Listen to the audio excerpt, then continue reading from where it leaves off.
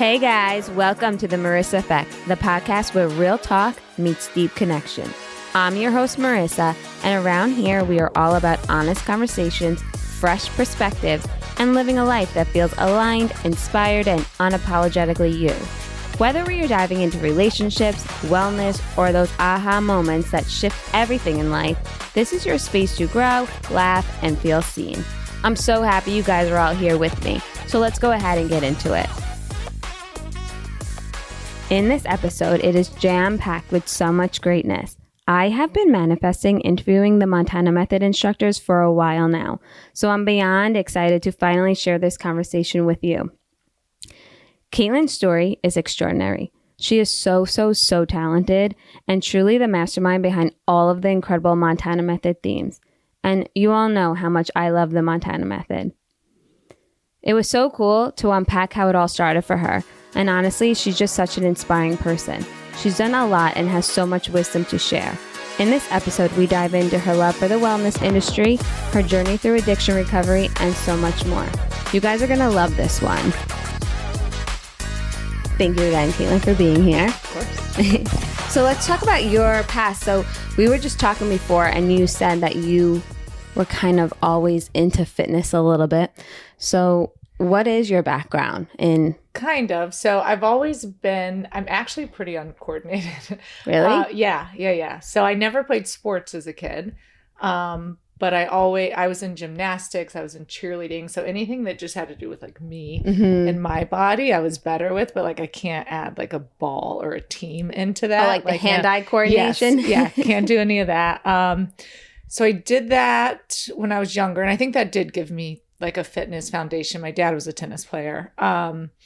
Then when I was a teen, I took a hard detour into a not healthy lifestyle. And that's the podcast you were talking about where it was talking about my life in addiction. After that, I found my way back into yoga, which is really what I would say probably started me on the path that now I'm like a fitness professional as an adult. Found my way to yoga that really connected with me, really helped me regulate. It just taught me, I think, really how to be just a human in so many ways. And through that, I started working at Lululemon. I met Montana, just all these things like randomly and organically unfolded. And I never set out to be in the fitness community. So it just kind of all happened and here we are. Wow. It's cool though, because you come up with the themes, right, for Montana? Like you're like the mastermind of the curriculum. Yeah. I love that part of it, of like being creative and figuring out new ways to that's what's fun about being an instructor, is that you can switch things around so it's not stale. That's. Did you also share with me in the past that you were a gymnast? Did you say gymnast? I did gymnastics and cheerleading. Oh, okay. But do you think that some of that background helps you come up with the themes and the flows for class? For sure that it helped when I got into yoga. I think just having some of that muscle memory in my body and probably some of like the mobility conserved. Because, if you start something for the first time and you're just like the worst and it feels horrible, like you're not likely to go back. So I think I had a little bit of an entryway into yoga that got me hooked, you know? Yeah. How old are you when you started yoga? I want to say 19. Oh, young. Teenager. Yeah. So you kind of never left the fitness world after 19? Yeah, I guess you could say that. Yeah.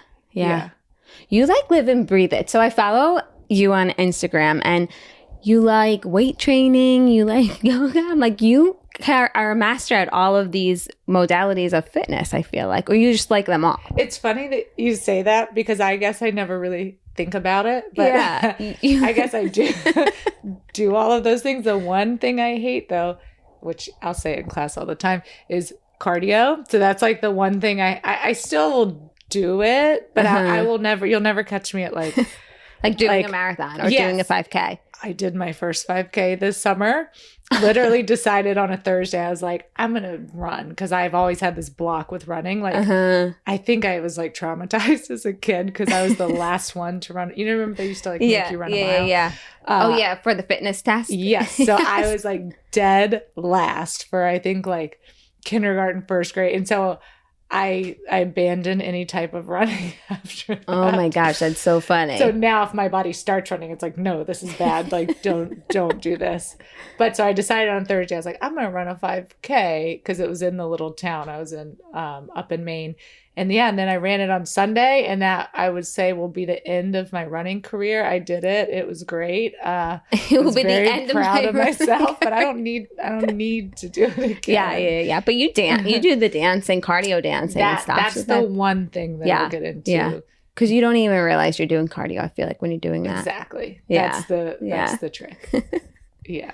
But so I don't know. I guess, yeah, I do like the feeling of pushing myself. I think I like the pursuit of a goal. And I did that in yoga for a long time. And then now I think just being in the world, I'll try anything once. Yeah. And see how you take to it. A few times. Yeah. Yeah. I guess, would you say yoga taught you self-discipline? 100%. Yeah. So I did Bikram yoga, which is, it's a heated room and it's the same 26 postures. There's no music. It's the same dialogue that the teacher uses. And I did that 6 days a week for like 5 or 6 years. Wow. So yeah, it's literally in the same order, same words that the teachers are teaching you.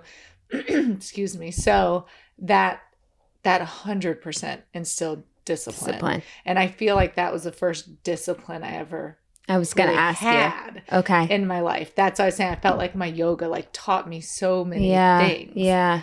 And then as the pendulum kind of always swings with things, after that like rigid practice for so long, once I discovered like other ways of like exercising or using my body, then I was like, oh, let's try all these fun things. And now I'm still like, I love the novelty. That's why I love the Montana method so much, because we change it up every single class. Good for your brain, I feel like, because 100%. Every week is something different. So I think it's good that nobody's getting too used to the workouts. Yeah. I mean, and teaching it, I don't know what's coming next. Yeah. You know, like when for the listeners who haven't taken it, everything we do is to the beat of music.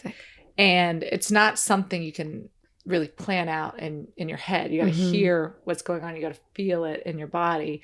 And so I generally don't know what I'm about to do before I do it. But wait, in the physical class, or you run through this is like a question I wanted to ask all of you at one point. Yeah. Do you run through your playlist and like practice your moves? No. Like, so you just play, you orchestrate your playlist, right? So you kind of know what you want to listen to throughout the class. I usually do that a good 10 minutes before. And then just execute these moves. Get out.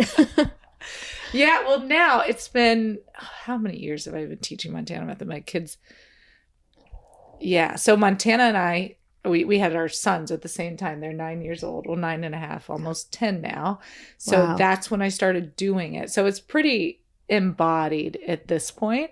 But yeah, once you kind of know some moves, and then you really can make up a bunch of moves. And so now at this point, I would say at least in the last 4 years, you just hear it. You just hear the music and you just go with it. And then that's so cool. I really thought you guys were like rehearsing in your living rooms and then coming out like almost like Bring It On cheerleaders. And you just kind of like, I've been practicing this all week for my, I'll tell you so when I first started teaching Montana, it was because I would practice. She was teaching it out of her garage.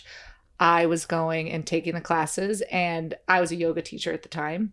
And she had to go out of town, and everyone was like, Caitlin, just teach the class. And I'm like, I don't hear a beat. I don't know how to teach this. Like, I teach yoga. It's entirely different, like not the same thing.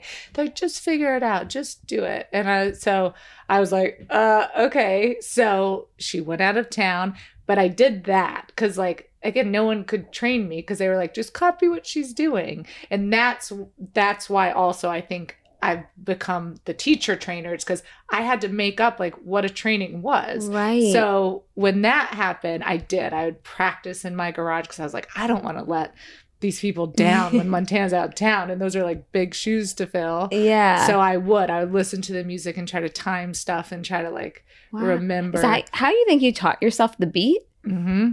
So you didn't grow up with like a music No. technicality? No. Me either. So that's when the like hardest thing to learn. Yeah. I was actually just having this discussion with Anna the other day. It's like when I train people, as long as they're coming from some other modality that like holds a beat, it's so much easier. To train because it's just something that takes time to hear a beat. Yeah. And because I took a bar certification course and it was so challenging because I had to teach myself at that point, and I was older, how to listen for it. And honestly, it felt so defeating because these typically people who are taking bar certification have a dance background or some sort of background with the music. So I just felt like, why am I here? But I mean, I got a lot out of it, but it's hard, and it's hard to talk on the beat to people and tell people what to do. Yeah. It was a steep learning curve for me. Wow. I did not just jump in and know how to do any of it. And this all started 9 years ago? It's crazy because when I see everybody instruct now at the Montana Method, I'm like, these are like polished, clean instructors. It's not polished, yeah. Yeah, it is. Well, no, I'm saying back then I was not polished. No. Wow. Wow. That is so cool. You can always start somewhere. And you know what? I think that's probably what's also kept me in it. So like now it's just a ton of fun. But the fact that it was such a steep learning curve for me, like I like to see progress, you know, like I like to see myself getting better at something. And so that's probably also helped like keep me in it because there's just always somewhere to go because none of that came naturally to me. Wow. And even like the showmanship almost that we have to have because like to carry a room and to hype a room, like yes, that was not part of naturally who I was. Yeah. Are you, do you feel like you're more of a quieter person? Yes. Okay. Yes. Which I know people, if they're listening and they take my class, are like, no, you're not. But like, but yeah, for sure. Yeah. I would be shy. I would be quiet. I don't like the attention to be on me. I remember when, I had like my bridal shower. I was like, I'm never, ever doing this again. Like this is too like everything's for you in the moment. Yeah. I don't need that. Yeah. I don't need that at all. So I think that's like a second, I'm like the younger sibling, you know? So it's easier to play second fiddle or not have attention on you when you're used to like somebody else taking that spot. That's so funny. Yeah. Yeah, because at Montana Method, you kind of are you definitely are like the star of the show. I just cannot believe that you taught yourself all of these movements that look like they come naturally through you, you know? And then like the music technicality is just such a thing that I thought maybe all of you guys just had. So it's inspiring to me that like you can learn it at an old age. Yeah. It's cool. It is. Yeah. Now I don't even count. Like when I'm like, when I used to teach, you know, you have to try to like stay on the 8 count and I would count how many reps. Like I don't even, now I just hear it and I'm like, oh, I know we have 4 left. Or That's so I know, cool. that is really great. I never think about these things. Yeah, it is. That is cool. Wow. So, okay. So we all know like, and I talk about Montana Method on like naturally on every episode because I'm always there. But, so what other, like you do, I see you training too in like the weight room with the weights and stuff. You love that too.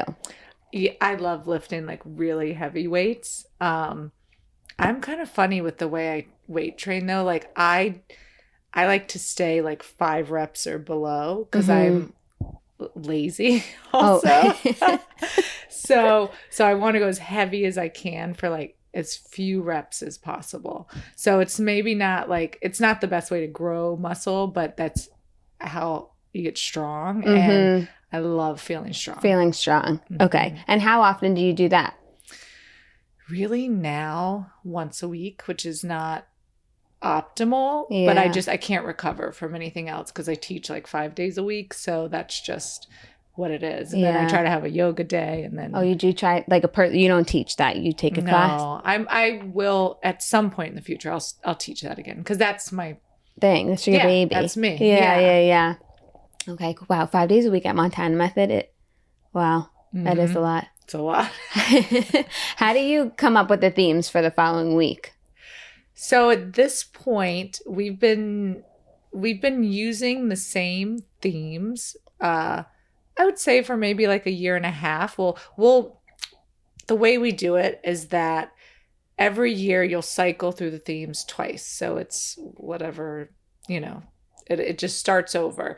And then in that like halfway point of the year, we'll take out ones that we don't like, add new ones. But there's just some tried and true ones that we like to stay in there. This is actually funny too, because I chat GPT'd the other day. I was like, I put in like, okay, this is the type of exercise I do. Like, can you make up themes of the week? And chat GPT did it even was, yes, but it was even hitting a ceiling like I had been, where I was like, I'm trying to like rework. And it was still spitting out almost the exact same ones that you've already done. Yeah. So really at this point, it's more about just like creating the sequences inside of the existing themes. Okay. Every now and then we'll get like and some kind of idea that we really want to work out into a new theme. So I would say, every 6 months, there's probably like maybe 3 new ones that are thrown in there. But other than that, it's just like it's just changing sequencing inside the existing. Okay.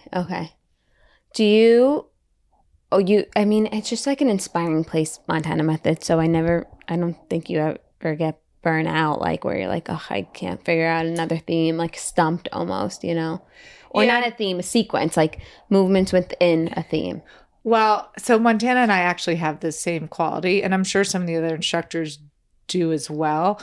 We get bored of like sequences way faster than the clients. And I always actually try to remind myself of that, because I'm like, you did the same yoga sequence for 6 straight years. Yeah. The clients aren't going to notice if there's something that's like mildly repeated. But Montana and I's capacity for like repeating stuff and not having something like fresh is very low. And that's more just because we like to switch it up and challenge ourselves. Yeah, exactly. Yeah. It's more for that.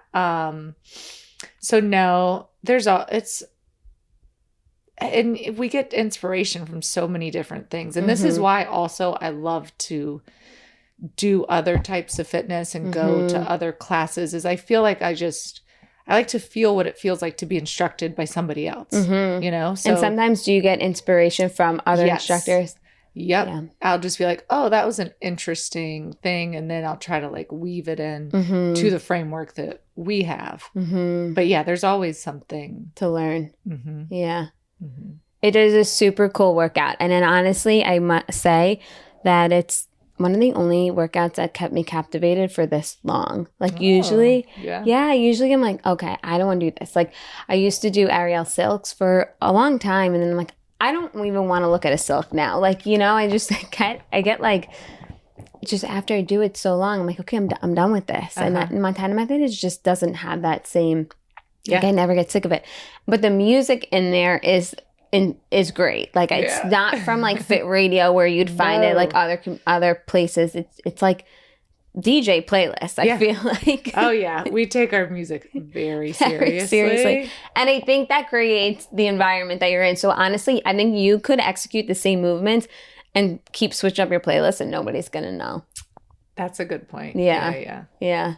It's so cool. Yeah, we take our music very seriously, and we hate any Fit Radio like BPM type thing. We want it to be music that you'd be listening to a DJ set at like a cool it's so vibe, cool. And like, I think I said that to Brandy one time. I was like, when instructors come on to like the mic, it's like, it's almost like you're watching like you're at a concert and you're like at a show, you know? Unfortunately, in my class, it's like I actually am singing into the mic and I have to apologize all the time. I'm like, I'm really sorry because I don't know how to sing.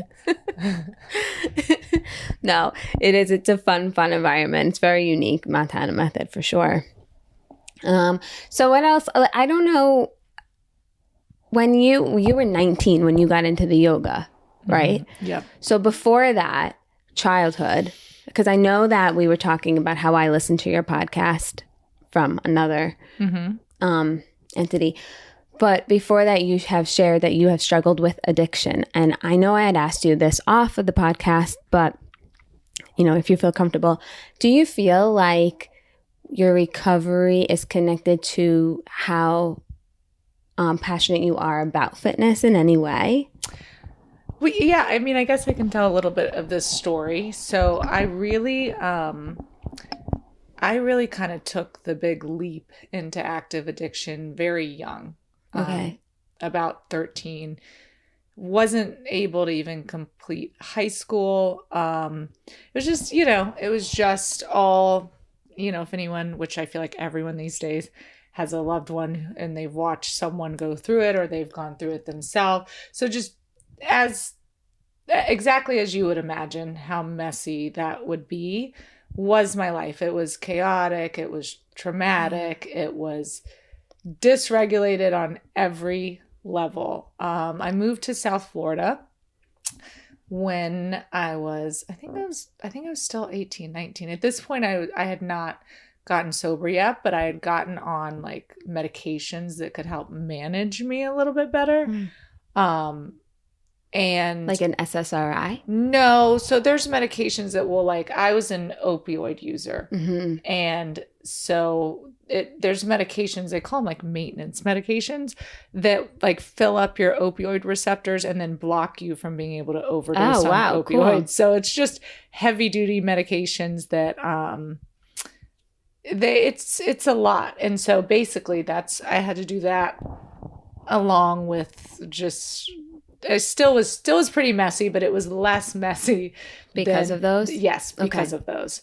So I actually started practicing yoga before I was sober, and I think it actually really did help me become like more of a functional human being. Like even then, eventually by the time I was 25 was when I went into treatment for drug addiction for the final time, hopefully. And yeah, when that happened, I got very, very sick. So like before that, I wasn't a healthy person. I was like drinking a lot. I was eating, I mean, I would eat garbage. I always had. And so I got very, very sick. I went into a really, really nasty withdrawal because the medications I was on had a really long half-life and I was not tapered down from them in what would be a correct, like safe way. And so I was sick for like 2 years. I lost my vision at one point. I couldn't walk up a flight of stairs. I gained a bunch of weight. I didn't sleep for a year. Like, it was horrific. It was just, I felt awful.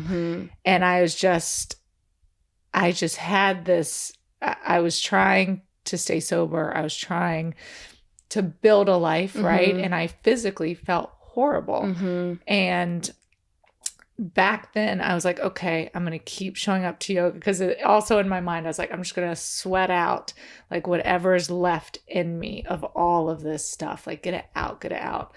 And yeah, so like every day, even as weak as I was, like I would just still show up on my mat. I would show up.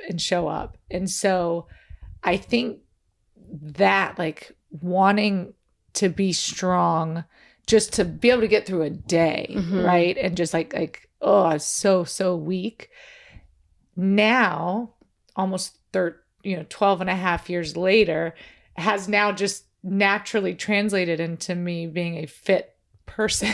You know what I mean? Because it's like the drive was to just feel better because I felt awful. Again, I wasn't sleeping. My appetite was dysregulated. And also it helps your mood to move your body. Mm-hmm. There's like a saying, move a muscle, change a thought. So like anytime you're just really in rumination, the best thing to do is move your body in some way and it'll shift that thinking. So a lot of it back then was just like trying to feel better, using it as a coping mechanisms because all of my coping had been taken away at that point. And I had a multitude of new health problems. So that's how it started. And so just like day in, day out, just trying to be a little bit healthier has now turned into like kind of a machine. Literally. Yeah. Yeah. What do you think got you into using drugs? Oh gosh, that's such so I mean, so I'm also an addictions professional. I'm a social worker. Okay. I didn't know that. Yeah. And Yeah, I work in drug treatment. Oh, cool. Yeah. As a therapist. So I mean, addiction, or now it's called substance use disorder, has a bunch of different components. I absolutely had the biological component where it's something that is up and down my family tree. Like a genetic thing? Totally. Okay. Yeah. There's genetic predisposition. Okay. And that's probably the biggest factor. I think everyone's childhood can be less than ideal. It wasn't, it's not like that's a cause particularly, but it just contributes, right? So it's just and then, my temperament, what I was born into the earth being, it's just a sensitive thing. And, so just, I think it's just multifaceted, and I think it was just something that kind of just you found yourself trying, and then you couldn't kind of get off. Oh, right. From the second I started, I could not stop for sure. The second I started, I was like, oh, this is it. This is good. This is where I want to be. This is my life's work, and I am all in. So that's where it's like it feels very like I had a really strong genetic component because it wasn't a long on ramp for me. It was pretty quick. Wow. And I guess I don't know. That's really cool. So it's called substance use disorder. Use disorder. Okay. So I guess my brother struggles with addiction. So I think at this point in the game, everybody kind of is connected to somebody, like you had just said. But I don't know if it was genetic or not. Like I talked to my mom and my family about it, but we don't know because the rest of us, I personally can drink and then say I don't want to drink. Like I don't think about drinking after. I can have 2 drinks and then be done with it. But like some people are not like that. So I'm wondering if people who have that trait, that's where it shows up when. So it's not, and it's not one gene turning on and then all of a sudden you have substance use disorder. It is just like, it's like obesity, right? If in the correct environment, you can turn anyone into someone suffering with obesity, but it takes maybe less of an environment if you have a lot of these genetic traits that can contribute to developing all the symptoms that we would call substance use disorder. So you and your brother can have really similar genetics. Yours didn't get kicked off for some reason. Maybe he has more, maybe he was in an environment at the right time, right? It's there's so many variables that trying to pinpoint like what caused this, you're never going to know. Right. It's too many, it's multifactorial. It has to do with your genes and the environment, and you can never trace it back to like what was.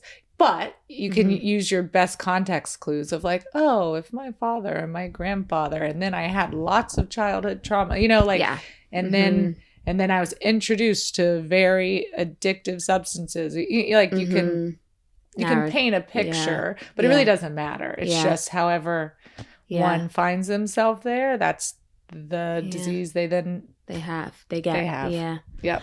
And I'm sure, like you said, it was a journey to get out of this. So what gave you hope? Like I know yoga was the physical and tangible outlet, but was there anybody in your life that gave you hope to live a healthier or brighter lifestyle? Yeah, I think so. The last place I went, it's like almost like there's speakers there, right? And they're taking you through the process of like how to live a sober life and how to have this experience that allows you to go back into the world as a different person. And they shared their experience with addiction. They shared how they got better. I mean, and that's the basis of 12-step recovery, right? So it's like seeing other people who've walked the path. They tell you about their history, so you know it's out there for you too. And then you see that they're living a different life. And they kind of roadmap you how to do it. And at the time, he was my boyfriend at the time, but my husband, he was sober, and I was like, man, maybe I could actually like give this thing a shot, you know?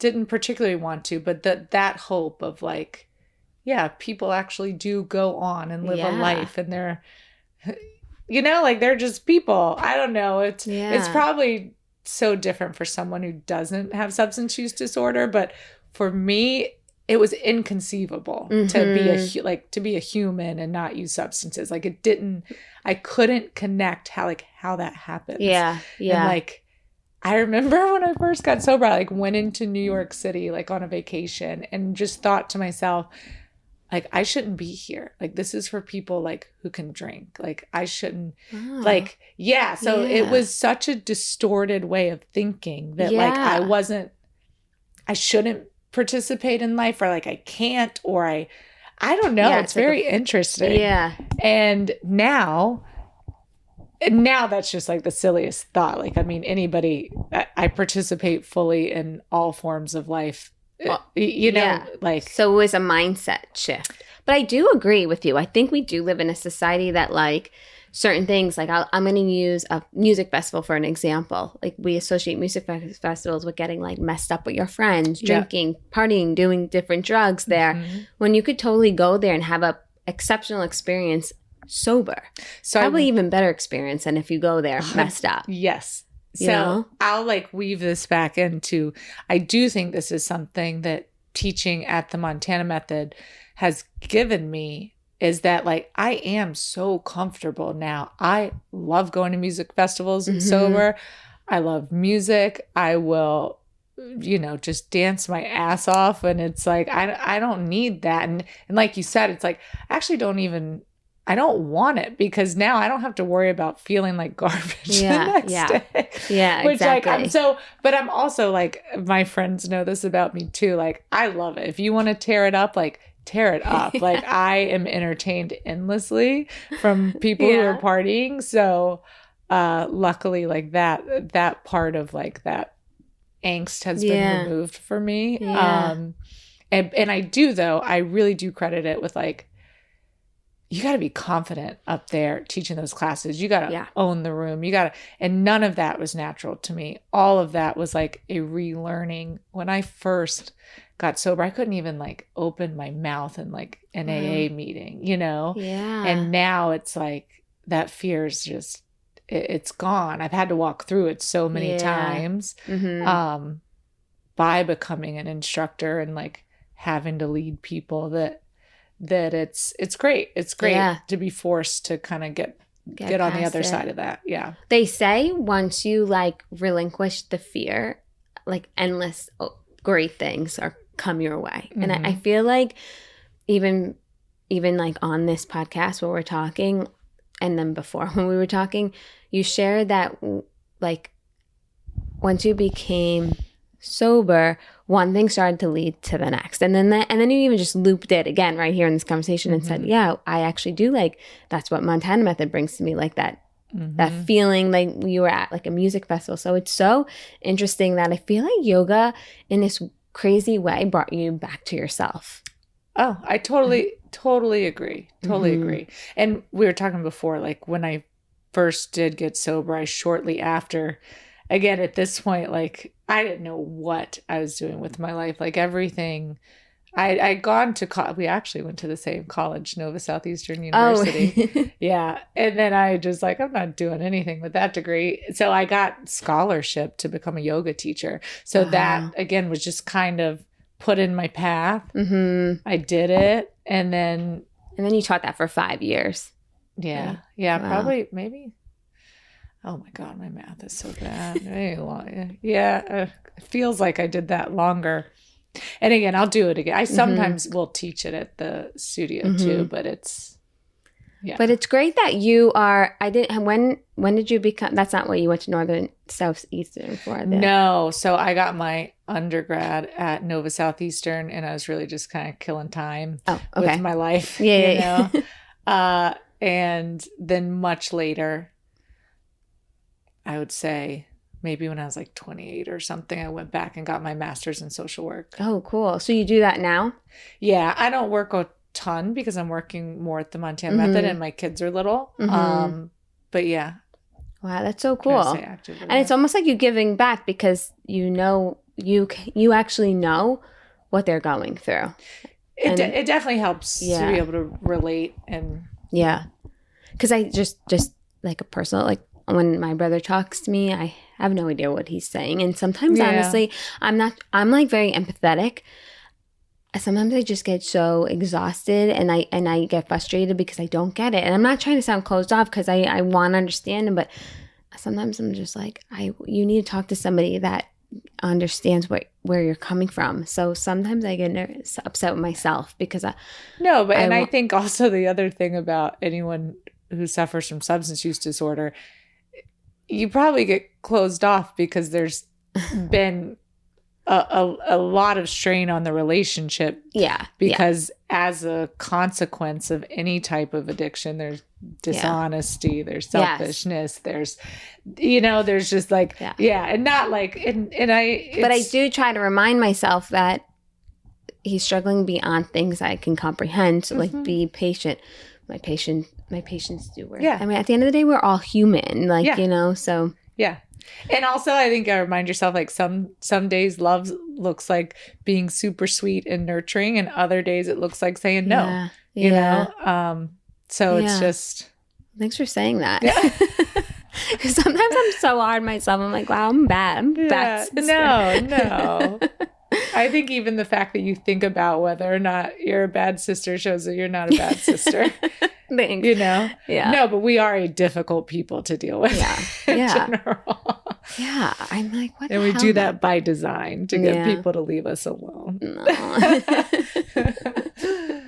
I know, but that's so cool. So that was like full circle for me. Like you do so much, and I think that's why your passion exudes every time you're teaching, because you have, like, you understand the power of your mind and the power of being connected to your body physically. Like movement is medicine. Yep.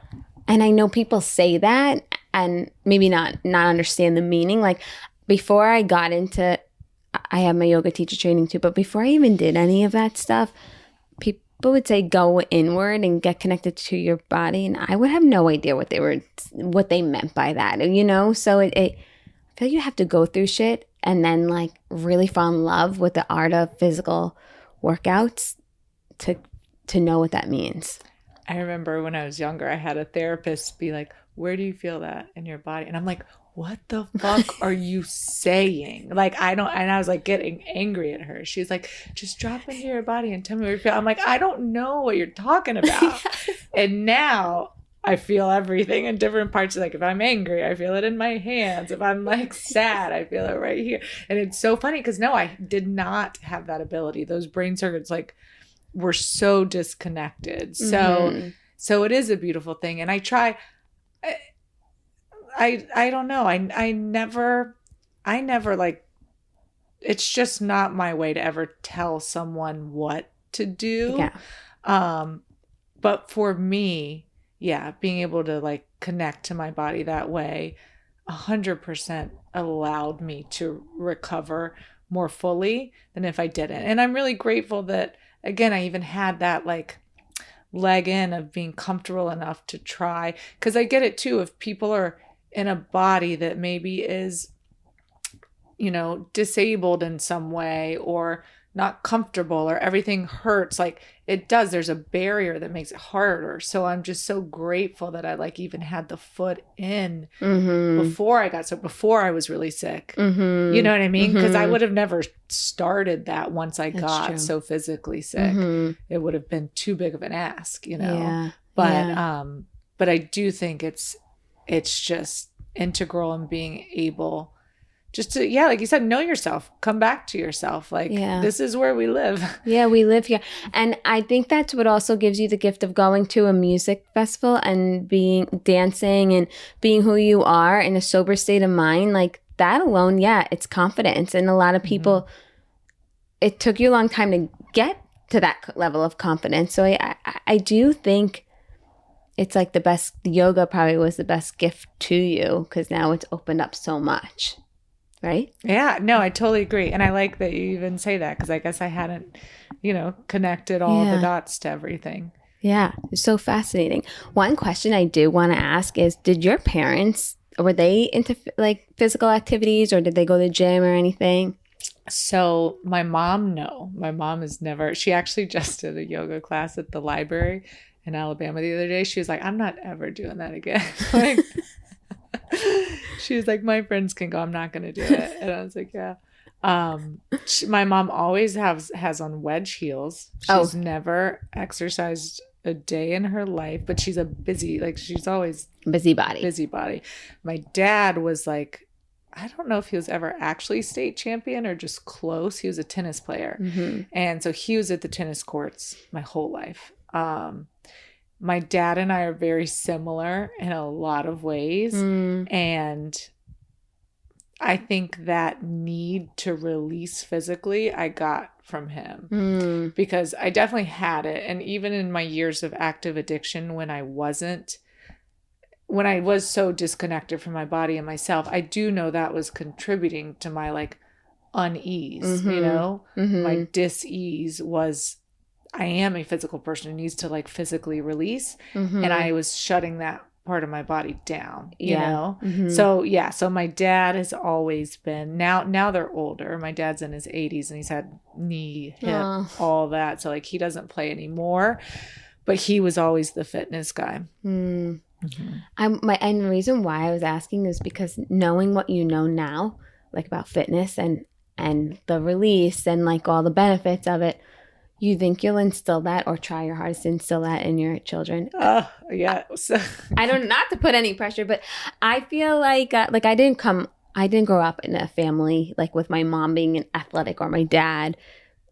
Like he goes to the gym now, but he didn't grow up going to the gym. So like I was wondering like if because you feel so connected to it, like if you'll try and teach that importance to your kids. I'm sure it's hard to teach. So no pressure. No pressure. It makes me laugh. So my oldest, again, because we've talked about the Montana method so much, I'll use this as an example. So Montana's child, the one that we had at the same time, basically, he's like star athlete, star soccer player. And my son is so opposite. My son's like chess, books, like, and it's hilarious because I've always said, like, I wonder what it's like to have a kid who likes to do physical activity. Because for me, it is a fight. Of course, I've had him in every sport, like from, and really for me, no, it's always a bribe. Like, okay, if you do this, I'll let you get a new book. Like, you just think we're torturing him. So maybe he needs to mentally blow off his steam instead of like, we probably need more physical.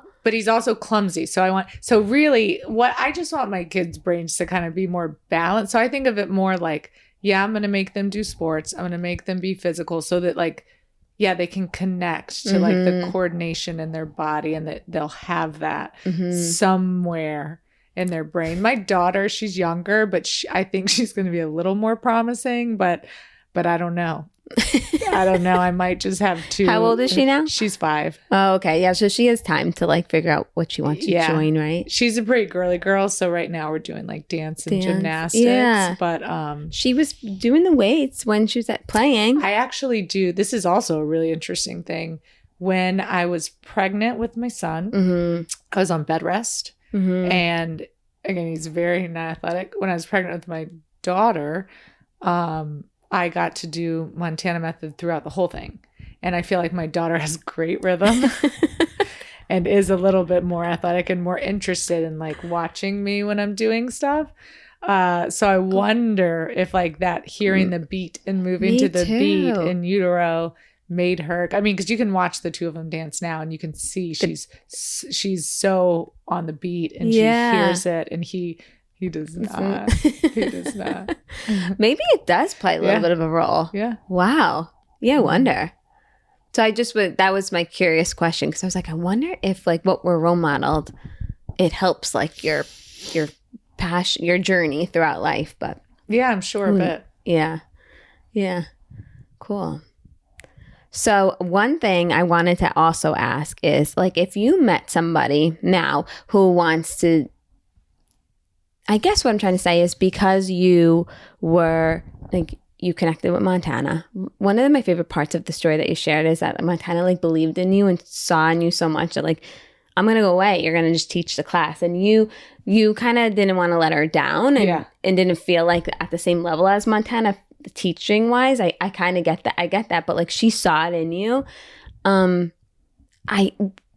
would you say to somebody who wants to get into fitness or tap into like having a relationship with their body? Like, what would you say to somebody? So like someone just starting out, just like as like a practitioner or as like a teacher? Honestly, it could be both, because so many people fear going into a community-driven fitness program. Yeah. So like you could walk into the place and be like, oh my gosh, all of these girls are thin and they know rhythm and they're all following the instructor in flow. And if you're not that type of a person, you're probably not going to come back, or you're not even going to give yourself the opportunity to try. Yeah.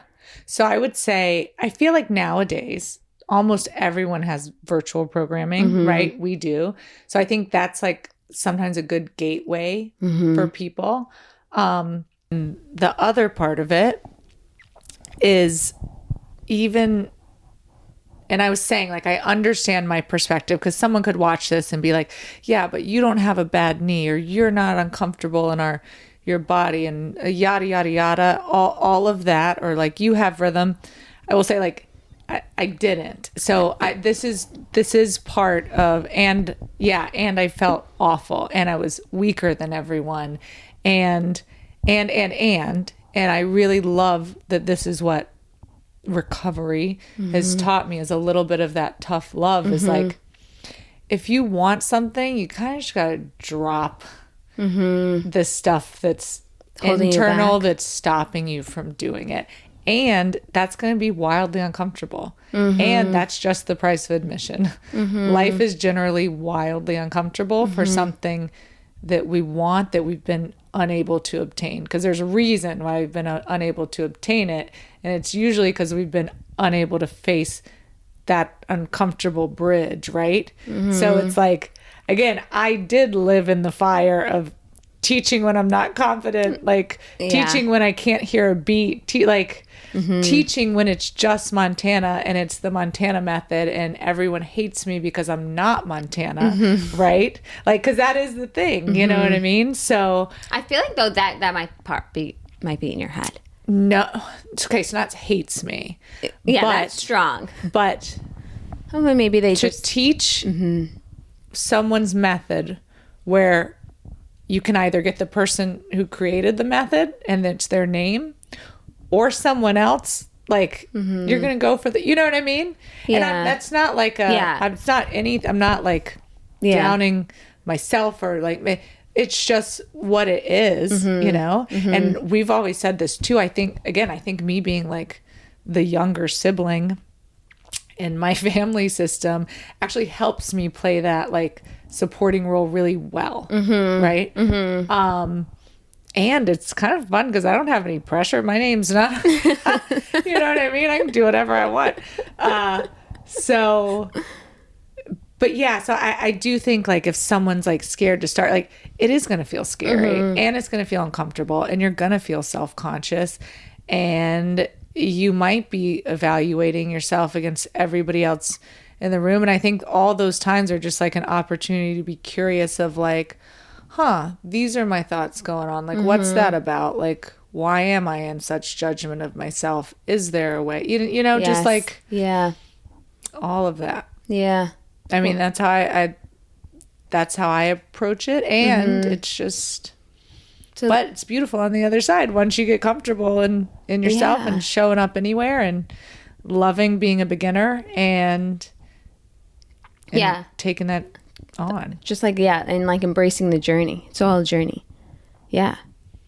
That's I feel like having been on bed rest, I've had like a couple other like physically traumatic times in my life that I've had to be a beginner so many times that I really do embrace the journey. Because when I get, especially with yoga, it's like when I get to step on my mat, when like I think maybe I wasn't going to be able to again, or that my body wasn't going to let me, like I am just so happy to be there, just happy to be able to show up and give it a try. And I say that at the end of my classes. I'm like, you know, have some gratitude for yourself and your body for even being able to attempt to try that class. Like just getting to get in the door is already a gift. So that's what I was that's what I was saying. Sometimes going in, I remember Brandy took me to my first class and I'm like, oh my gosh, Brandy, I don't know if I could do this.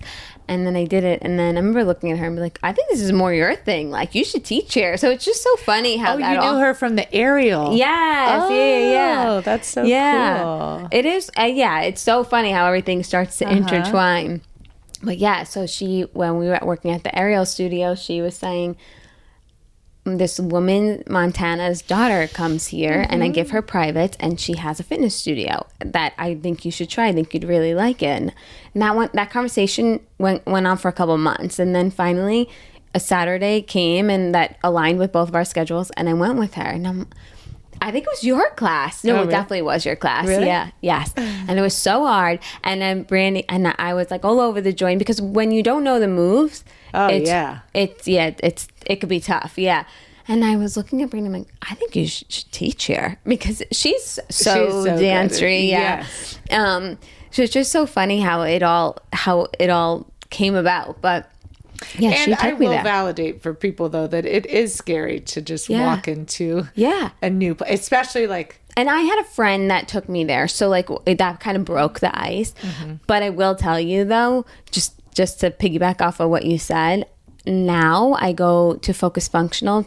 Do you know that gym in Boca? It's like a regular gym, but group fitness. And I do the weights, and I'll like move my hips. And then Jolie, my friend, was like, "Can you just do biceps without like grooving your body?" I said, "Not Why anymore." would I want to? Yeah. So once your body does it, you don't want to do it a different way. It's fun. It makes it more fun. I was about to say, that's the fun of it though, is I feel like, because I feel like we're always told, like, you should have to that is what I loved about it as well. I come from such a strict background where I was like, oh, we're allowed to like move our hips and shift our weight and wow, my arms actually look different now after a month. So my bicep is growing. So I'm not doing something that, you know what I mean? Yeah. So I like that too, where you kind of challenge like what's right and what's whatever, make it up. It's so true. So then I realized at Function Focus when I was doing it, I'm like, wow, I'm like the movements start to get ingrained into you. Because 2 years ago when I first started, I was like a lost puppy. And then now I'm like doing it on accident. And you're probably hearing the beat a little better too. Yeah. I don't know if I could. I'm still not confident in saying it, but I'll tap my foot and like I'll watch like whoever's instructing, because you'll tap your foot. And I'm like, oh wait, our taps are the same, so I must hear it. It's just like having the confidence to identify it like by myself independently. I'm like, I don't think I'm there yet. Right, but it just takes I think repetition and just putting yourself in the fire. There's no workaround to that, you know. How do you identify the beat for every single song? Oh. That's not my real question. So bar is like they want certain BPMs per class, like, and you kind of stick to that throughout the class. But all of your music is different. Yeah. So So this is the fun thing about our method, and then also makes it a fun challenge for the instructor, which some of the other instructors like might prepare a little bit more. They like to have maybe something. I like the hearing it. But so no matter what, we're trying to stay on the beat, and you can either choose the faster beat that you're hearing or the slower one. And sometimes if a song switches and you're mid-move, the pace of what you're doing has to change. And so that's also where you really got to like own the energy of the class and like get everybody back now on the new beat. Yeah. And this is what I love too. Playing. I get excited about it. But I was very slow, right? Before, like, because I'm all yoga. I was all slow twitch, right? And Montana's this like short little nugget and she moves fast, right? So I kind of like the challenge of like, I don't know if I'm going to have to pick up the pace in this. And like, and at the same time, like, I'm not going to make excuses if I do. I'm going to execute. If the beat is faster, we're following the faster beat. Figure it. Obviously, there's a limit of like, you can't rush too much. But like, I like that where it's like, no, we're going to adapt to what the beat's telling us, and we're not going to make excuses that now like this is too fast. Or like, you're not going to switch a song to match the movement. Yeah. Exactly. We're going to make it work. Does it ever feel weird though when, I guess it doesn't because I follow what I'm told, but I'm wondering if we do something on one side slower and the other side faster because the song changes, is that okay for the body? Like, or it's still the same effective movements? I think so. Sure, it might be a little different activation, but I think over time, again, like it comes out in the wash. And that's what I also think too, where it's like coming from the strict yoga, where it's always like, well, if I'm not perfectly matched on each side, and oh no, and who cares? Like, do we have to be so rigid with everything? And I kind of like that. I like also that it gets people out of their comfort zone, because I'm sure there are people who are rigid and they're like, well, we did this faster on that. Again, like if you're consistently it's fine. Doing balances out. No, or I'm just saying, like if you were consistently doing the left side faster than the right, sure, that would be a problem consistently over time. But like anything, if you're doing it whatever, it's gonna balance. It's fine. Yeah, I do also find that your mobility enhances doing those movements. Yeah, more so than I think a different type of workout, I guess, because it's a dynamic workout. Like the movements are so like we're using all, we're standing, we're up, we're going this way, we're going that way. So it's a dynamic, whereas the bar is like pulse. So I don't know. I do think I get more flexible out of it. I feel that way. Well, and we like program in a lot of mobility, right? Because it's like the bigger range of motion you're able to have with a muscle, like it just gives you more chance to like really stretch it, activate it, grow it, you know. Did you study this too, like kinesiology? I took a kinesiology class. No, I'm just that kind of I read a lot. I'm a self-teacher kind of thing. And yoga teaches you so much about the body movements. Yeah, because you do know a lot. And then like when you're designing Boost, I know I'm going off on tangents now, but I forgot you designed like the Boost. So I'm like, she knows how to like the body moves so much, like in so many different ways. That's kind of my personality. If I just like get interested in something, I'll teach myself a lot about it. And I don't like not having an informed like decision about something. Like that's one of my pet peeves is like instructors. It'll be like, well, this is causing muscle hypertrophy. And then they say something that's just like completely not true. You know what I mean? It's just like, no, there's many different ways generally to get to an outcome. And like, sometimes we do everything optimally. Sometimes we don't. And just like being honest about the trade-off, like, you know, like, I don't know. So I just, I just like to research things. Yeah. That's just me. Okay. Yeah. So cool. Thank you so much though for being on the show and sharing all of your background and your passion for fitness and the Montana Method. You're like a true gift. I love learning from you. So thank you for taking the time to be on the show and share your story. Oh, thank you. I enjoyed it. That was fun. Thank you. Bye, guys. Bye. Thank you all for tuning in to this week's episode on the Marissa Effect. This is where conversations stick, stories spark something real. If today's episode moved you, made you think, or gave you a little inspo, please share it with a friend. And don't forget to subscribe, rate, and leave a review. It truly means the world. Until next time, keep showing up, stay curious, and remember your story has an effect too. See you next week.